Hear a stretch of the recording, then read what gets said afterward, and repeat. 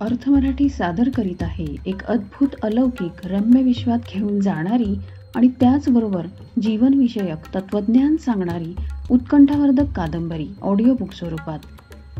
नागमणी एक रहस्य. लेखक प्रसाद शिर्के. वाचनस्वर वैशाली दैवतकर. ऐकत रहा नागमणी एक रहस्य.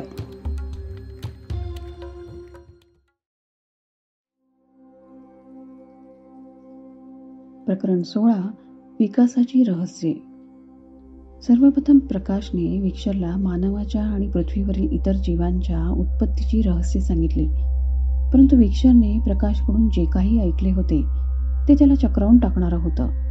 प्रकाशने त्याला आतापर्यंत जे काही सांगितले त्यावर विक्शरने विश्वास जरी ठेवला असला तरी त्याच्या मनात अजूनही असे बरेचसे प्रश्न शिल्लक होते ज्यांची उत्तरे फक्त प्रकाशच देऊ शकत होता. जर हे सर्व सत्य मानले तर मग मनुष्य या सर्व अद्भुत रहस्यांपासून अजूनही अपरिचित कसा, असा प्रश्न विक्शरने विचारताच प्रकाशने त्यालाच काही प्रतिप्रश्न विचारले. आज मनुष्याची वैज्ञानिक क्षेत्रात इतकी प्रगती होऊनही त्याला आपल्या उत्पत्तीबद्दल आणि सुरुवातीच्या काळातील मनुष्याच्या विकासाबद्दल अजूनही ठामपणे काहीच कसे सांगता येत नाही. मनुष्याच्या उत्पत्तीनंतरच्या काळातील मनुष्याची या पृथ्वीवरील स्थिती कशी होती, मनुष्याचा विकास कसा काय होऊ शकला, आजच्या शास्त्रज्ञांच्या आणि वैज्ञानिकांच्या मते आजच्या काळातील सर्वात बुद्धिमान जीव म्हणून ओळखला जाणाऱ्या मनुष्याचे पूर्वज वानर होते, तर मग मनुष्याचा अनुवंशिक विकास कसा काय होऊ शकला, त्याच्या DNA संरचनेमध्ये बदल कसे काय झाले, असे एक एक करत बरेचसे प्रश्न त्याने विक्शरला विचारले ज्यांची उत्तरे साहजिकच त्याच्याकडे नव्हती. प्रकाशने सांगितलेल्या गोष्टींवरून सर्व जीवांची उत्पत्ती एकाच जीवापासून झाली होती आणि त्या सर्व जीवांचा पूर्वजही एकच असल्याचे त्याचे म्हणणे होते. परंतु विज्ञानानुसार या गोष्टींमध्ये काही तथ्य नव्हते. मग नेमके सत्य काय, मानवाचा विकास कसा झाला असावा, असे कितीतरी निरुत्तरित प्रश्न आता पुन्हा विक्शरच्या मनात पिंगा घालत होते ज्यांची उत्तरे आता प्रकाशलाच द्यावी लागणार होती. विक्शरच्या मनाची अवस्था ओळखून प्रकाशने पुन्हा त्याला काही रहस्यमय गोष्टी सांगण्यास सुरुवात केली. आपल्या पृथ्वीवरील सर्वच जीवांची उत्पत्ती एकाच पूर्वजापासून ब्रह्मापासून झाल्यामुळे एक काळ असा होता की पृथ्वीवरील सर्व प्रजातींमधील जीवांचे शरीर मनुष्याप्रमाणेच होते. हा काळ वानरांपासून मनुष्याचा विकास होण्याच्या आधीचा काळ होता. त्या काळी कोणत्याही जीवाचा पूर्णपणे विकास झाला नव्हता. ज्याप्रमाणे वानरापासून हळूहळू विकसित होऊन आजच्या काळातील मानव अस्तित्वात आला, त्याचप्रमाणे पूर्वी मानवी गुणांचा काही अंश असणाऱ्या देव, दैत्य, गरुड, नाग, यक्ष, गंधर्व यांच्यातील मानवी गुणांचा काळानुसार हळूहळू क्षय होत जाऊन ते सुद्धा आपल्या शरीराच्या पूर्णत्वाला पोहोचले. या गोष्टींचे उदाहरण द्यायचे झाले तर देवतांमधील मनुष्य गुणांचा ऱ्हास होऊन त्यांना दिव्य शरीराची प्राप्ती होऊन ते त्यांच्या शरीराच्या पूर्णत्वाला पोहोचले. गरुडासारख्या जीवामध्ये काळानुसार झालेल्या बदलामुळे त्याच्यातील मानवी गुणांचा ऱ्हास होऊन त्याचे पूर्ण पक्षात रूपांतर होऊन त्यानंतरच्या काळात ते भूमीवर न राहता आकाशात राहू लागले. अशा प्रकारे विकासाच्या अवस्थेमध्ये असताना प्रत्येक प्रजातींमधील मानवी गुणांचा ऱ्हास होऊन सर्व प्रजातींमधील जीव आपल्या शरीराच्या पूर्णत्वाला पोहोचले. म्हणजेच एकेकाळी मनुष्याप्रमाणेच शरीर असणाऱ्या जीवांमधील मनुष्य गुणांचा काळानुसार ऱ्हास होऊन त्या जीवांमधील असलेल्या विभिन्न गुणांच्या आधारे त्यांचे विविध प्रजातींमध्ये रूपांतर झाले. ज्या जीवाकडे त्या गुणाची अधिकता होती त्याच मुख्य गुणाच्या आधारे ते जीव विकसित होत गेले. याच कारणामुळे फक्त काहीच वानरांना आपल्यातील मनुष्य गुणांच्या अधिकतेमुळे मनुष्य रूपात प्राप्त करता आले, तर काही वानरे आपल्यातील मनुष्य गुणांच्या अभावामुळे पूर्णपणे मनुष्यासारखे विकसित होऊ शकले नाहीत. आणि जर ते तेव्हा विकसित होऊ शकले असते तर आज वानर नावाची प्रजातीच शिल्लक राहिली नसती. मी तुला हे जे काही सांगितले आहे हे सत्य असण्यामागचा मुख्य पुरावा म्हणजे पुरातन काळातील मानवी सभ्यतेचे शोधकर्त्यांना आजवर जे काही अवशेष सापडले त्यात त्यांना घोड्याचे धड असलेले मनुष्य, नागाचे धड असलेले मनुष्य, गरुडाचे धड असलेले मनुष्य, अशा प्रकारे अर्धे मनुष्याचे तर अर्धे जीवांचे शरीर असलेली बरीचशी चित्रे पुरातन काळातील वास्तूंवर कोरलेली आढळली. जे आजही आपल्याला इजिप्तसारख्या प्राचीन संस्कृतीचे पुरावे असलेल्या पिरॅमिडवरही बघायला मिळतील. संशोधकांना आजही या चित्रांमागचा खरा अर्थ लक्षात आलेला नाही.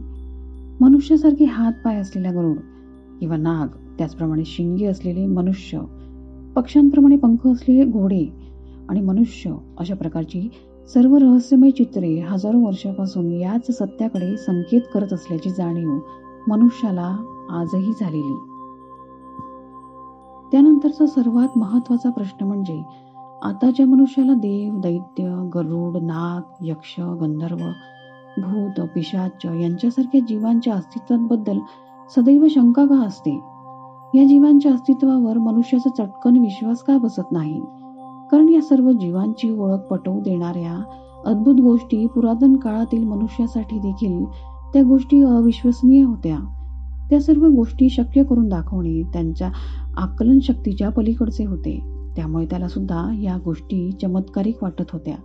अदृश्य होणे, अवकाशात भ्रमण करणे, आपले रूप बदलणे, शरीराचा आकार बदलणे, भविष्य कथन करणे यासारख्या कितीतरी गोष्टी त्यावेळी मनुष्याबरोबर राहणाऱ्या देव, दैत्य, गरुड, नाग यासारख्या प्रजाती अगदी सहजतेने शक्य करू शकत होत्या.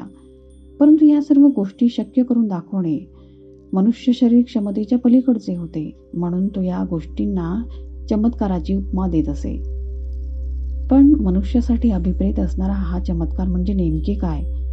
तर ज्या गोष्टीवर त्याचा विश्वास नसतो किंवा ज्या गोष्टी मनुष्याला शक्य करता येत नाहीत, त्या गोष्टी त्याला चमत्कार वाटू लागतात. पण मग अशा प्रकारे विचार केला तर मग आजच्या विज्ञान युगातील मानवाने विकसित केलेले तंत्रज्ञान हे हजारो वर्षापूर्वीच्या मनुष्याला एक प्रकारचा चमत्कारच वाटला असता. कारण भविष्यातील मनुष्य असे काही करू शकतो हे त्यावेळच्या मनुष्याच्या विचारांच्या पलीकडचे होते. त्याचप्रमाणे त्या काळात देव, दैत्य किंवा नागांसारखे जीव अस्तित्वात होते. या गोष्टींवरही मनुष्याचा चटकन विश्वास बसत नाही. एकेकाळी देव, दैत्य, गरुड, नाग यासारख्या जीवांबरोबर पृथ्वीवर वास्तव्य करणारा मनुष्य अलौकिक शक्तींच्या अभावामुळे या सर्व प्रजातींपेक्षा खूपच मागासलेला होता. इतर जीवांकडे अलौकिक शक्ती असल्यामुळे तो त्यांना आपल्यापेक्षा वरचा दर्जा देत नसे आणि तसेही मनुष्यातील अलौकिक शक्तींच्या अभावामुळे इतर प्रजाती त्याला अगदी सहज आपला गुलाम बनवू शकत होत्या. एकेकाळी याच पृथ्वीवर जन्माला येऊन विकसित झालेल्या या सर्व प्रजातींमधील जीवांसारख्या अलौकिक शक्तींच्या अभावामुळे इतर प्रजातींमध्ये विकसित होऊ न शकणारा जीव नंतर मनुष्य म्हणून ओळखला जाऊ लागला. म्हणून त्या काळाचा अविकसित मनुष्य नागांचा गुलाम होता. पण नागांमुळेच या मनुष्याला प्रगतीची दिशा मिळाली हे देखील एक सत्यच आहे. नाहीतर आपल्यातील अलौकिक गुणांच्या अभावामुळे त्यावेळी मनुष्य म्हणून अस्तित्वात येणारा जीव रानावनात कडेकपारीत राहणारा, शरीराभोवती वस्त्र म्हणून पालापाचोळा गुंडाळणारा होता. त्या काळाच्या अविकसित मनुष्याने स्वबळावर त्याच्या जीवनात इतके झपाट्याने प्रगती करणे शक्यच नव्हते. काही गोष्टी तो देवांकडून शिकला, काही नागांकडून तर काही दैत्यांकडून. अशा प्रकारे प्रत्येक प्रजातीकडून मनुष्याला काही ना काही शिकता आले. ज्या ज्या त्याला गोष्टी इतरांकडून आत्मसात करता आल्या त्याने त्या केल्या. त्यानंतरच्या काळातील मनुष्याला हा सर्व प्रजातीच्या सानिध्यात राहिल्याने त्याला देवतांनी किंवा नागांनी निर्माण केलेली विविध तंत्र आत्मसात करता आली, जी आजच्या काळातील मनुष्याला अशक्य वाटू शकतात. त्यात भविष्य कथन करणे, अवकाश भ्रमण करणे, अदृश्य होणे यासारख्या कित्येक तंत्राचा समावेश होतो. त्या काळी वैज्ञानिक प्रगती झालेली नसतानाही त्या काळातील मनुष्याला ग्रहांची गती, त्यांचे आकाशगंगेतील स्थान या सर्व गोष्टींच्या आधारे खगोलशास्त्राचा आणि त्याद्वारे ज्योतिषशास्त्राचा अभ्यास करता येणे शक्य होते. त्या काळात आजच्या इतकी वैज्ञानिक प्रगती झालेली नसतानाही त्या काळातील मनुष्याला हृदय प्रत्यारोपण, मेंदूच्या शस्त्रक्रिया, त्वचारोपण यासारख्या विविध प्रकारच्या शस्त्रक्रियेचे ज्ञान होते. त्या काळी जी चिकित्सा पद्धत अस्तित्वात होती ती चिकित्सा पद्धत आजच्या काळातील चिकित्सा पद्धतीपेक्षाही कितीतरी पटींनी अधिक प्रगतिशील होती. या तंत्राचे ज्ञान मनुष्याने धन्वंतरी आणि अश्विनी कुमार यासारख्या देवतांकडून आत्मसात केले. वैद्यशास्त्रामध्ये नागांचे आणि गरुडाचेही योगदान महत्त्वपूर्ण होते. म्हणूनच त्या काळातील मनुष्य नागांनी विळखा घातलेल्या आणि दोन्ही बाजूंनी गरुडाचे पंख असलेल्या आणि मनुष्याचे मुख असलेल्या चिन्हालाच वैद्यशास्त्राचे प्रतीक मानत असे. त्यातील मनुष्याप्रमाणे असलेले मुख हे देवांचे, गरुडाचे पंख हे गरुडाचे, तर विळखा घातलेले नाग हे नागांचे प्रतीक मानले जाते. या सर्व गोष्टींवरून त्या काळी मनुष्याचा या सर्व जीवांशी संबंध होता हे स्पष्ट होते. परंतु दुर्दैवाने त्या काळातील मनुष्याने या सर्व जीवांकडून आत्मसात केलेली विविध तंत्रे अत्यंत गुप्त ठेवल्याने त्यांचा वारसा त्यांच्या पुढील पिढीला मिळाला नाही. गंधर्वांकडून मनुष्याला कलेचा वारसा मिळाला, देवतांकडून आध्यात्मिकतेचा, तर दैत्यांकडून गुप्त तंत्रमंत्राचा मनुष्याला वारसा मिळाला. या सर्व जीवांच्या सानिध्यात राहून काही ना काही आत्मसात केले आणि आपली वेगळी अशी मानवी सभ्यता निर्माण केली. थोडक्यात इतर जीवांनी निर्माण केलेल्या संस्कृतीच्या मिश्रणाने मानवी सभ्यतेचा आणि संस्कृतीचा पाया रचला गेला. इतके बोलून प्रकाशने आपले बोलणे थांबवले. आतापर्यंत प्रकाशचे बोलणे ऐकून विक्शरची त्या काळातील मनुष्याच्या विकासाची रहस्यमय कहाणी ऐकण्याची उत्सुकता अधिकच ताणली गेली होती. आतापर्यंत प्रकाशने त्याला ज्या काही गोष्टी सांगितल्या होत्या त्या सर्व गोष्टी त्याला फारच अद्भुत आणि रहस्यमय वाटत होत्या. त्यामुळे त्या सर्व गोष्टी सत्य आहेत की असत्य याचा विचार करणे सोडून तो प्रकाशची बोलणे शांतपणे लक्ष देऊन ऐकत होता.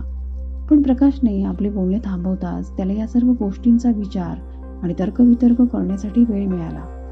त्यामुळे त्याने लगेचच या सर्व गोष्टी सत्य असण्यामागचे अजून काही पुरावे आहेत का असा प्रश्न प्रकाशला विचारला. त्याचा प्रश्न ऐकताच प्रकाश एक मिश्किल हास्य करत पुन्हा बोलू लागला. एकेकाळी इतर प्रजातींचे पृथ्वीवर अस्तित्व असण्यामागचा सर्वात महत्त्वाचा पुरावा म्हणजे आफ्रिका खंडातील इजिप्तचे पिरॅमिड. हे पिरॅमिड आजपासून जवळपास 5,000 वर्षापूर्वी निर्माण केलेले आहेत. यात 400-450 फूट उंचीचे पिरॅमिडही आहेत. आश्चर्याची गोष्ट म्हणजे हे पिरॅमिड बनवण्यासाठी वापरलेले प्रचंड वजनाचे दगड कित्येक मैलाच्या अंतरावरून आणले गेलेले आहेत. त्या काळात अशा प्रकारच्या भव्य वास्तूचे निर्माण करण्यासाठी आजच्या काळासारखी यंत्रे अस्तित्वात नसूनही त्या काळातील मनुष्याने इतक्या लांब अंतराहून इतके मोठे दगड उचलून कसे काय आणले असतील. त्याचप्रमाणे ते दगड एकावर एक रचून इतके भव्य पिरॅमिड कसे काय निर्माण केले असतील. त्यांनी इतके वजनदार दगड इतक्या उंचीवर कसे काय नेले असतील. अशा प्रकारच्या कितीतरी प्रश्नांची उत्तरे आजच्या काळातील संशोधकांकडे नाहीत. इतक्या प्रचंड वजनी दगडांची कौशल्यपूर्ण पद्धतीने रचना करून निर्माण केलेली पिरॅमिड सारख्या वास्तूची पुन्हा निर्मिती करणे आजच्या काळातील वास्तुतज्ञांनाही अशक्यच वाटते. पिरॅमिड मानवी शरीरावरही विशिष्ट प्रकारचा प्रभाव टाकतात. त्यामुळे आजही पिरॅमिडच्या प्रतिकृतींचा उपयोग रोग निवारण करण्यासाठी केला जातो. पिरॅमिडच्या आतमध्ये ठेवलेली कोणतीही गोष्ट बराच काळ जशीच्या तशी राहते. म्हणूनच त्या काळी पिरॅमिडमध्ये ठेवलेली प्रेते अजूनही टिकून आहेत. त्या काळी आपल्या राजांची प्रेते सुरक्षित ठेवण्याकरता पिरॅमिडची निर्मिती करण्यात आली होती. कारण एक दिवस आपल्या राजाचा आत्मा पृथ्वीवर परत येईल या सर्व गोष्टींवर इजिप्तवासियांचा विश्वास होता. त्यामुळे जर त्यांचे शरीर सुरक्षित ठेवले गेले तरच ते पुन्हा जिवंत होऊ शकतील अशी त्यांची धारणा होती.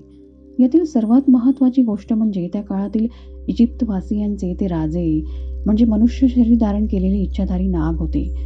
त्यांनीच आपल्या दिव्य शक्तींनी मनुष्याला या सर्व गोष्टींची निर्मिती करण्याचे तंत्र शिकवले होते. त्यांच्याजवळील अद्भुत शक्तींमुळे ते सामान्य मनुष्यासाठी अशक्य असणाऱ्या कितीतरी गोष्टी अगदी सहज शक्य करू शकत होते. त्यांच्या याच अद्भुत शक्ती सामर्थ्यामुळे मनुष्याला त्याचा फार आदर वाटत असे आणि भीतीही. नागांनी कित्येक वर्ष मनुष्य प्रजातीवर राज्य करण्यामागचे हे एक महत्त्वाचे कारण होते. नागांच्या सानिध्यात राहिल्याने त्या काळचा अविकसित मनुष्य आपल्या जीवनात बरीच प्रगती करू शकला. बरीच वर्ष मनुष्याच्या सानिध्यात राहिल्याने नागांनीही मनुष्याबद्दल प्रेम आणि आपुलकी वाटू लागली. त्यामुळे त्या काळातील नागराजे आपल्या शक्तींचा उपयोग मनुष्याच्या कल्याणाकरता करीत होते. पण असे करण्यामुळे त्यांच्या शक्तींचा व्यय होत असे, ज्यामुळे त्यांचे आयुर्मान घटून त्यांचा अकाली मृत्यू होत असे.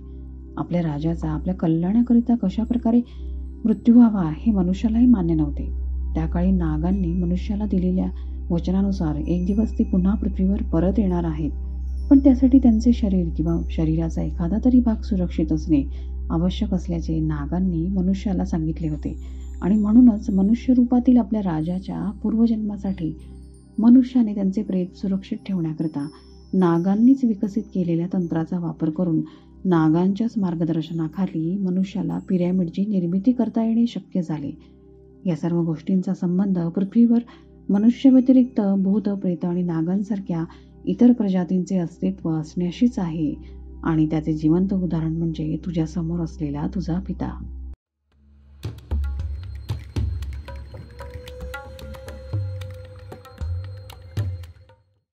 भद्रने विक्षरला वशीभूत करून जणू प्रकाशच त्याला उत्पत्तीचे रहस्य, नागांची रहस्य आणि विकासाची रहस्य सांगत असल्याचे भासवले. आणि मग प्रकाश स्वतःच्याच तोंडाने तो स्वतः देखील एक इच्छाधारी नाग असल्याचे कबूल केले. त्यामुळे विक्षरला आता त्याच्या पित्याबद्दल बऱ्याचशा अविश्वसनीय आणि रहस्यमय गोष्टी समजल्या होत्या. या सर्व रहस्यमयी गोष्टी विक्षरला सांगितल्याने त्याच्या पूर्वजन्माच्या स्मृती जागृत व्हायला मदत मिळेल असा भद्रचा समज होता. परंतु त्याचा तो समज खोटा ठरला. त्याने प्रकाशचे रूप धारण करून विक्षरला ज्या काही गोष्टी सांगितल्या होत्या त्यांच्यावर विक्षरचा सुरुवातीला विश्वासच बसत नव्हता. त्यामुळे तो त्याला सांगत असलेल्या गोष्टी कशा प्रकारे सत्य आहेत हे विक्षरला पटवून देण्याकरता त्याने त्याच्यासमोर बरीच उदाहरणे देऊन त्याचे भले मोठे स्पष्टीकरणही दिले. तेव्हा कुठे त्याने सांगितलेल्या गोष्टी सत्यही असू शकतात अशा प्रकारचे विचार त्याच्या मनात निर्माण झाले. त्याच्या मनातील हे विचार ओळखून संधीचे सोने करण्याच्या उद्देशाने त्याने त्याचा पिता म्हणजे प्रकाशही एक इच्छाधारी नाग असल्याचे सत्य सर्वात शेवटी त्याच्या समोर आणले. ते ऐकून विक्षरला फार मोठा धक्काच बसला. ही गोष्ट कशी काय सत्य असू शकते याच विचारात तो हरवून गेला असताना भद्रला तिथे प्रकाशच्या येण्याची चाहूल लागली. तसा त्याने इथून पळ काढला.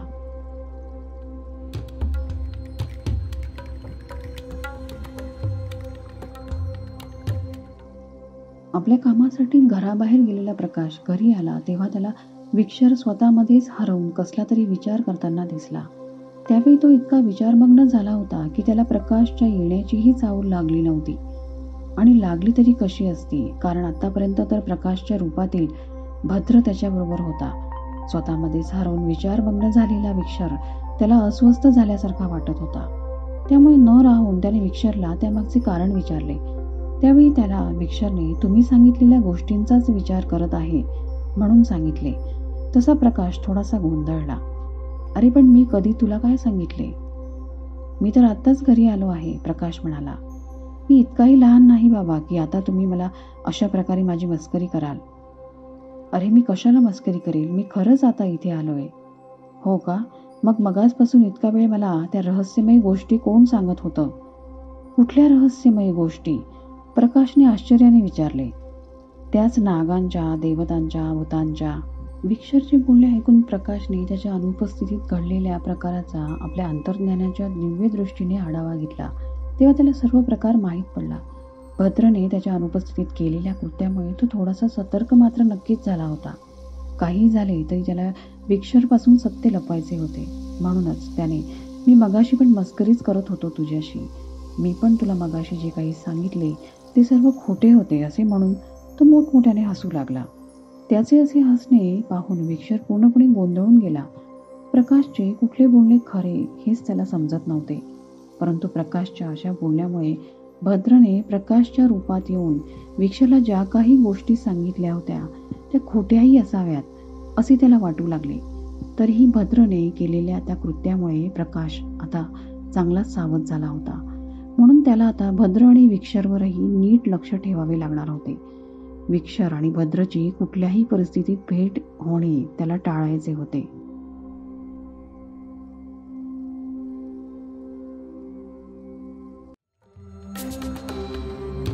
वैशाली दहिवतकर यांच्या वाचन स्वरात आपण ऐकत होतात प्रसाद शिर्के लिखित अर्थ मराठी प्रकाशित उत्कंठावर्धक कादंबरी नागमणी एक रहस्य. तर मित्रमैत्रिणींनो, तुम्हाला हे प्रकरण कसे वाटले हे कमेंटमध्ये सांगायला विसरू नका. तुम्हाला हा उपक्रम आवडल्यास व्हिडिओ अवश्य लाईक करा. पुढील प्रकरणांचे अपडेट्स मिळवण्यासाठी चॅनल सबस्क्राईब करायला विसरू नका. लवकरच भेटू नव्या पुढील प्रकरणांसह.